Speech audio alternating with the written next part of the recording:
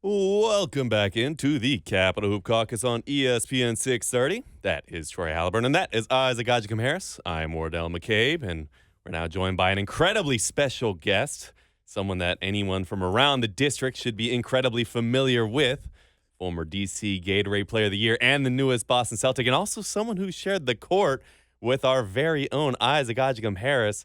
It is none other than Luka Garza. Luka, thank you so much for joining us today. Oh, thank you guys for having me. Appreciate it. Luca, it is good to hear from you and see from you, brother.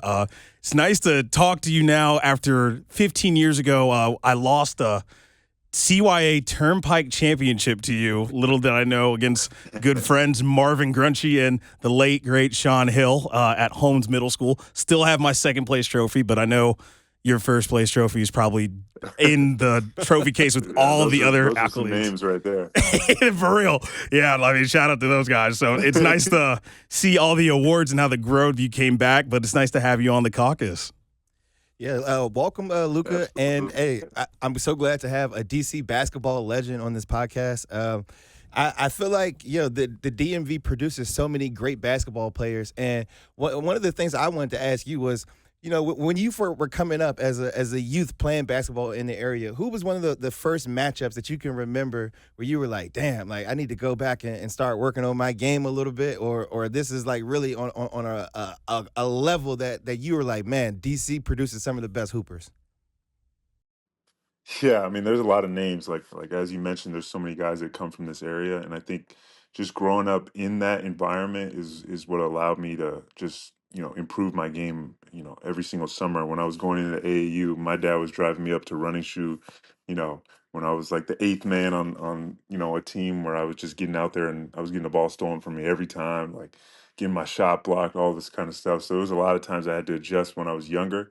But I say when I got to high school, there were names like guys like Nate Watson, who had a really good college career. He's playing pro. Like him and me, we're in the same class, and we always battled against each other. And a GK Obina, those guys, they were the I guess my competition in terms of the bigs, in in the area at that time and in my class and just in general, I being able to catch Markel Fultz on that. That arc he had, going into his junior year when no one knew about him, after he had played JV as a sophomore, and he's playing with the DC Blue Devils, and he just I was playing with Team Takeover, and he torched us, and that was one of the craziest eye-opening experiences I've had. And then seeing him be the number one draft pick a couple years later, it was just so apparent with all the guys that we have in this area. Yeah, Luca, you're mentioning some of those names, like so you played Team Takeover, right? Yes, I did. Yeah. Okay, yeah. So what I played for a lot of teams though. I mean, I played I would go to a tournament and play for three different teams in the same weekend. Like when I was younger, I would have like four different jerseys, and I just because I wanted to hoop and play. I played for the Six Man Warriors, played for Hoop Magic, I played for Fairfax Stars at some point. I played for the kind of like the fake team takeover, like the C team that wasn't really team takeover before I got good enough to play for team takeover. I played for Mid Atlantic Select. There's a lot of teams in the area, and I probably played for 80% of them. Yeah, so what was that experience like? Like, you mentioned your dad was taking you up to run and shoot. Like, how were you like the conversations like in your household about okay, which team are we going to play for this weekend, or trying to angle your way to certain teams? Or I know like once you started getting really good, I know that there were other players that were probably calling you and trying to recruit you to join the team. How were those conversations, and what were some of the things that you were looking at and when in terms of where you wanted to get your basketball development in, and how would you take those experiences that you went through and try to teach younger kids about which program they should play for and what are the priorities of things they should be looking at when deciding an AAU team. Yeah, absolutely. I mean, I was extremely lucky just to have my dad and the role he played in my life as a basketball player growing up. Like he taught me how to play. He was basically my trainer, and still I work out with him to this day. But when I was younger, his philosophy was kind of using AAU and all those games as like a tool to kind of apply the stuff that you've been working on in the skill development, the stuff I'd been working on with him. And that's why, I'll play for all those different types of teams. And this is what I'm talking about when I was extremely, young, like fifth, sixth grade, seventh grade, where it's not really about recruiting. It's more about just developing and playing the game and figuring it out, figuring out who you are as a player, all these kind of things. So that was kind of my dad's philosophy. And that's, I think I give that, the most credit in terms of how I was able to develop as a kid and get a lot better. But I think when I got to high school, and I got to team takeover, and this was kind of like the last team I settled on and played for. And I think the coaches that they have, and then the environments that they put you in terms of, the team is the best players in the area, obviously, and then you're going with the best players from the area and playing against the best players from Alabama or California or Texas or whatever it is in the EYBL circuit. And that's when I guess I got my first kind of taste of the that NBA level. I mean, we were playing against Michael Porter and Wendell Carter and DeAndre Ayton and guys like that. And so I was getting to see where I could stack up against those guys. And I think that that really prepared me for college more than anything. And I think the area in general and the competition that I had to face every single weekend playing around, the DMV prepared me for that. And so it really helped me out when I got to that level, knowing that I had played against guys that, were one and dones, played against guys that were supposed to be the number one pick and held my own. It gave me a lot of confidence knowing that I could make it. Now, I got to ask, because you mentioned a lot of names in there. You mentioned the guys that I even played with, like Nate Watson and a couple of guys, and you mentioned your dad. With your college career, you come from a basketball family. Your dad played at Idaho. Your mom was a pro in Bosnia and Herzegovina.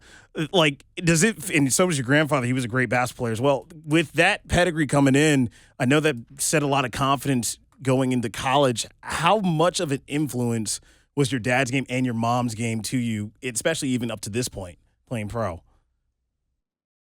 Yeah, I mean, it was it had a huge impact on me. I think, my dad and my grandpa was kind of a back to the basket guy, had really good footwork and rebounded at a high level. And so I was taught those skills, from him. And then, my dad was a shooter, man. He could shoot and score the ball at a super high level. And he had that aggressive mindset that, I felt like I naturally kind of developed into as a kid. I always just had a knack for being around the ball and being able to put the ball in the basket from all different spots in the court. And so I directly, got that from him. And I think my mom, I think what I learned from her more than anything was just, her mindset and, the resilience she had just throughout her life, but also just with sports and different things like that. I think that, that combination of those three things I think really helped develop me as a player. And I think there's obviously a lot that you know people see and things that you work on the physical side of it, but I think the mental aspect is the most important part of the game of basketball. I've seen so many guys that you can see him in practice and you're like, this guy's pretty good. He could be special, and then when the game comes, they're not able to translate that out there. And I think that skill of being mentally tough and sharp and all that kind of stuff. I definitely got that from my mother. That's awesome to hear. And you mentioned mentally tough, and I gotta ask about the illustrious career going to Iowa. Usually, a lot of DMV guys, like Troy mentioned, they don't typically take the Big Ten route, and especially take the route that you took. And I've had even people personally ask me, how come Luka chose Iowa over such and such school, over ACC? How does a kid from the DMV choose Iowa? And I know it comes with a lot of mental toughness because you're further away from home. But what went into that decision, just going into that into that route?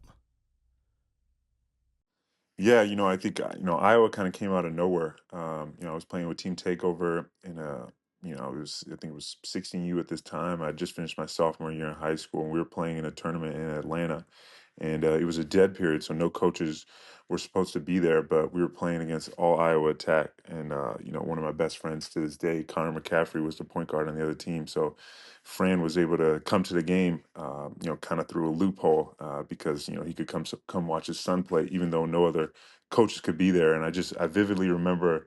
the huddle before the game, and Coach Doug Martin, said something about, hey, there's only one coach out here. It's the coach from Iowa. So, whoever plays well, who knows what can happen. This is a huge opportunity for all of you. And, it's just kind of crazy how life works. Iowa, obviously I played well in that game, and they started to recruit me, heavily. And this was before a lot of the high majors that kind of come around. I'd had the GWs of the world and a couple of the mid-major schools that I was really looking towards, but I hadn't really gotten those high major programs. So I think throughout the course of my recruitment, I was just able to develop such a high level relationship with Fran. And I just, at the end of the day, I just wanted to play for him. And it made it so obvious to me that, of a choice, because it was just like that. That's the guy that I wanted to run through a brick wall for, you know what I mean, and play for and develop under. And I think just his philosophy in the system, and kind of just what he was telling me about how I could fit into his program. He kind of sold himself short just based on what happened. Like I couldn't even imagine that it would have worked out as perfectly as it did. But yeah, no, at the end of the day, it was definitely when those bigger schools came around. There was a lot to think about. But for me, it just kind of was one of those decisions that you just, for some reason, there was something just telling me that Iowa was the place, and it definitely was. Yeah, Luca, I feel like we kind of buried the lead here with our introduction of you. We said Gatorade DC Player of the Year, but you're also an AP College National Player of the Year, a Big Ten Player of the Year. Let's talk about when you got to Iowa, and you were playing a lot your freshman and sophomore years, but tell us about that leap that you made going into your junior and senior years, and really how you turned into one of the best players in the country and completely dominated college basketball. Yeah, absolutely. I mean, I think, for me, when I first got there, Tyler Cook was our best player. And, I think we were all kind of fitting around him. And I think that allowed me to have 2 seasons where I got to learn, kind of learn from him and what he was going through as the number one guy on the scouting reports. And as the guy that, teams were double teaming and all that kind of stuff. And, obviously I benefited from that in different ways. I think, my first 2 years, I was a, pretty solid player. I had 12 points a game, 13 points a game. My sophomore year, were able to turn it around as a team, coming off a disappointing freshman year, and made it to the NCAA tournament, and I kind of got to experience that as well. And I think when Tyler left, I knew there was an opportunity, for someone to kind of step into that role and be the leader of the team. And I felt like, with all the work I had put in, and just the experience that I'd had going through the Big Ten for 2 years, I knew I was that guy, and I knew I could be that guy. And so I worked and put myself in good positions, and I just it kind of just really happily happened naturally. And it was a lot of fun, and it was we had some great teams, and great unselfish guys on the team that kind of everyone kind of understood what their role was. And we had a lot of perimeter shooting that opened up a lot of space for me on the inside. And and just the way we play, we were a dangerous team. So it was a lot of fun. And I think all the work that I had done since I was a kid, and through every summer in high school, when I know I was doing things that no other high school kid was doing, and nobody else was doing, period, in terms of just the workouts and the different things, the schedule, the routines I was holding myself to. And I owe my dad a lot for just kind of holding me to that standard. But I knew from all that work that I was ready to step into that role, and I was. Now, we did bear the lead on all the awards that you got, and we forgot you are the most decorated college basketball player of all time at that point. Speaking of opportunities that you mentioned going into Iowa, that you just kind of just was the next man up. You have a new opportunity now with the Celtics. That it's very different than when you first came to the league. You kind of backed up a few guys when you started out Detroit and Minnesota. You have a brand new opportunity with a brand new team, and there's an opening at the center position. And I know Joe Mazzulla personally how that guy thinks. It's very three-point heavy and very defensive heavy too. What opportunities are you seeing with this brand new opportunity, new team, new conference, and everything?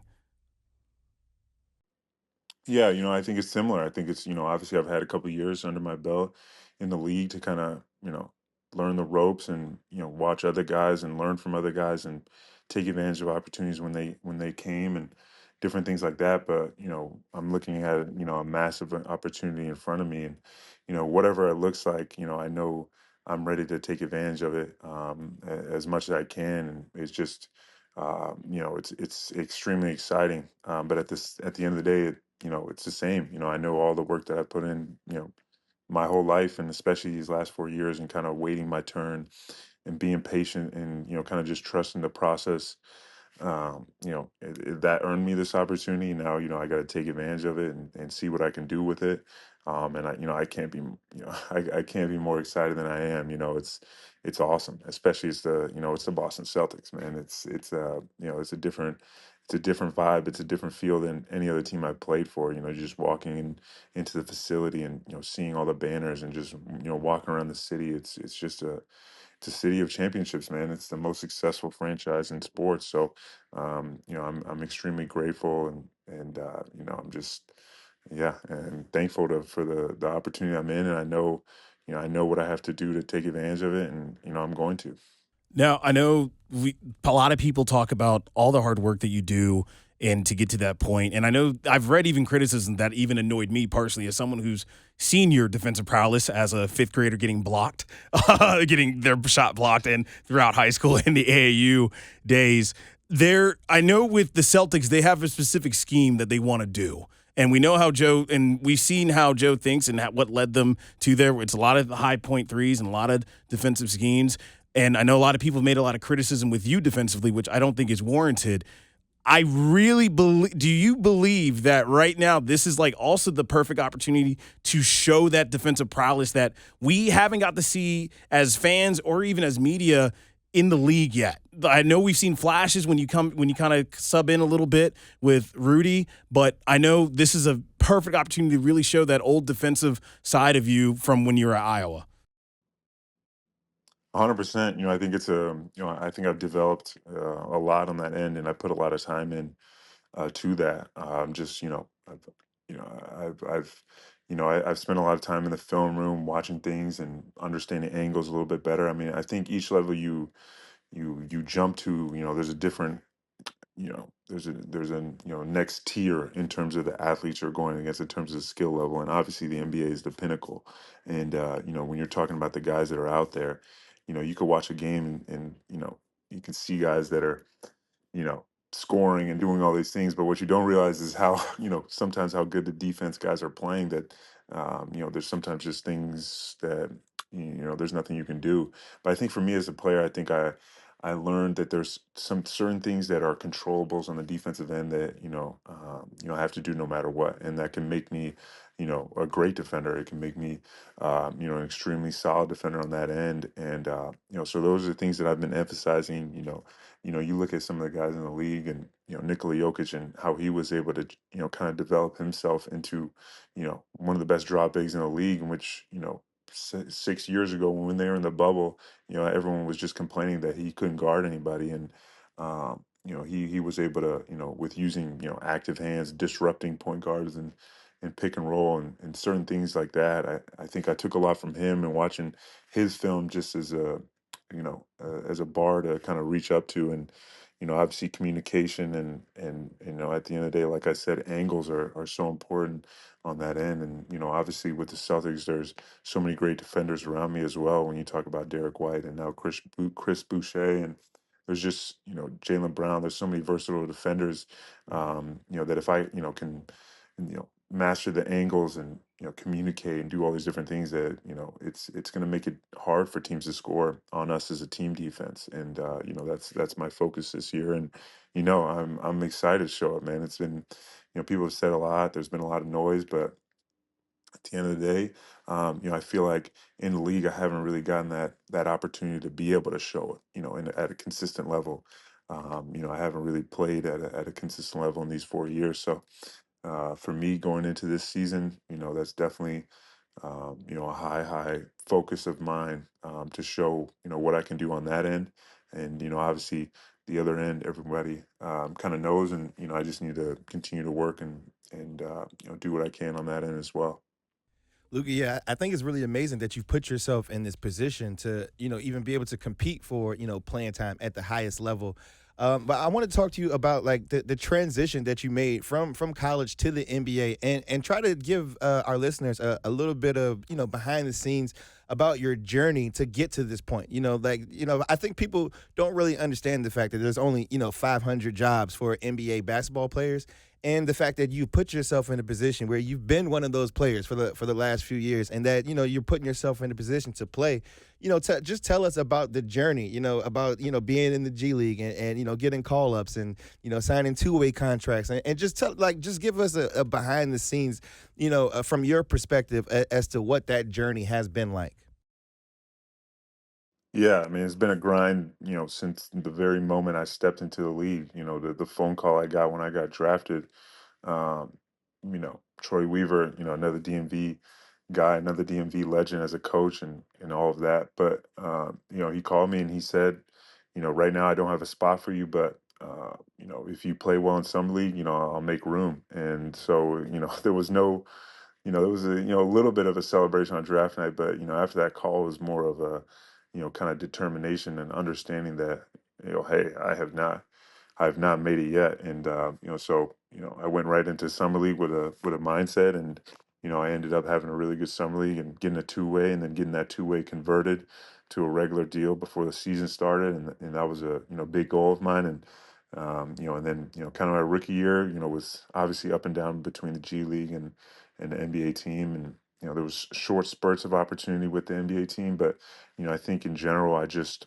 it was a learning experience. I think there was a lot of things that I didn't understand, and had to adjust my game, had to shift my game, and find that aggression. I think one of the hardest things when you come from being the best player in your team in college, you have to realize when you get to the NBA, everyone was that. Everyone was the best player on their team, and you got to find a way to be yourself within the team. But still not forget who you are, not try to be out there and just fit in. And I think that was something I struggled with my rookie year. Just even though I was playing for the Pistons, like the guys that I was around, Jeremy Grant, all these guys that I looked up to, understood how good they were. I think it was tough for me to go out there and keep that level of aggression and be myself. And I think that was more of a mental thing than anything else. And after my rookie year, I got cut.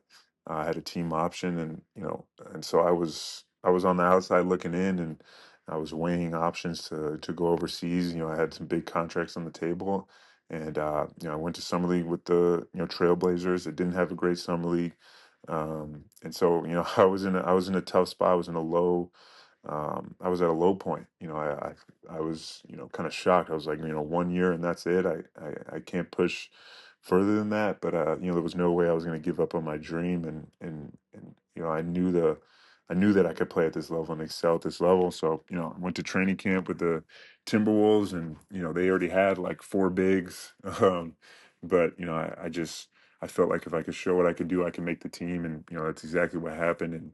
And obviously since then it was fighting from two ways to get converted again, and get back on a regular deal, and I was able to do that the last 2 years in Minnesota. And then obviously that whole journey, that whole grind led me to here, where I got the longest guarantee I've had in the league so far with 2 years, which is still not many, but it's been better than what I've had to deal with. But now it just you kind of understand that all of that grind through the G League, through not knowing what your future is, all these kind of things. It was all worth it to get me here. And if I could know in the future, I would have done it 100 times over. So I'm excited for where I'm at, and all of that I've kind of gone through in this league so far is what's going to carry me and help me through this season and through the future. Well, I mean, we here are fans of you, and we hope to see you continue that. But I have one last question before we got to get ready to go to commercial, and it's a Eurobasket question. It's a little fun.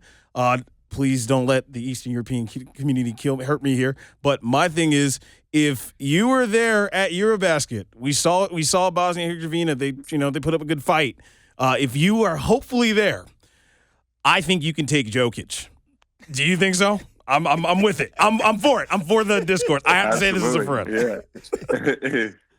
Absolutely. I mean, that's my favorite player in the league, my favorite guy to watch, and someone I look up to. But I've played against him before. I've competed with him. I think I had 30 last year in the preseason against the Nuggets. I know the level of player I am, and I know, with me and Nurkic down there, that's two bigs he has to deal with.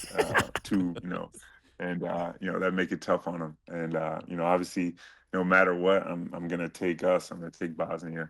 I feel like we could fight them and put up a big effort against them. But obviously, I think if they stayed healthy this year, they would have won. They would have won EuroBasket. I think besides the U.S., they're the best team in Europe. Obviously Germany's extremely good as well. But I think Bosnia's going to surprise some people when we get this whole team together. Obviously I miss, but also John Musa, an extremely talented player, played in the league. Plays Dubai Basketball Club, missed as well. And so, we had two huge losses and still made the round of 16 and surprised a lot of people. And it's a testament to Yusuf and how he led those. Cousin Ammar played really well, and Edin Atic and Gagic, and there was just so many guys that stepped up, and Roberson played extremely well and helped us out a lot. So I'm excited for the future. Hopefully I'll never have to miss again. There was some problems with some paperwork and different things like that, but I think for the future, I'll be out there, wearing that blue and yellow. You hear that, DC? Luka's ready to get the business to Jokic, which is why I think I have to speak on everyone here and saying that we are absolutely dreading when it is that you come in town and take on the Wizards. But Luka Garza, thank you so much for joining the show today. For sure. Absolutely. Thank you, guys.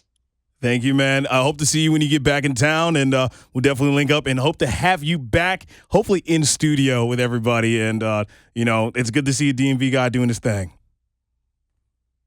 For sure. Absolutely. All right, this has been Luka Garza of the Boston Celtics. We're going to go to commercial again. When we get back, we'll be launching the Full Court Press to continue grading the off-seasons around the association this week, focusing on the Southeast Division. You'll listen to the Capital Hoop Caucus on ESPN 630 and the ESPN 630 app.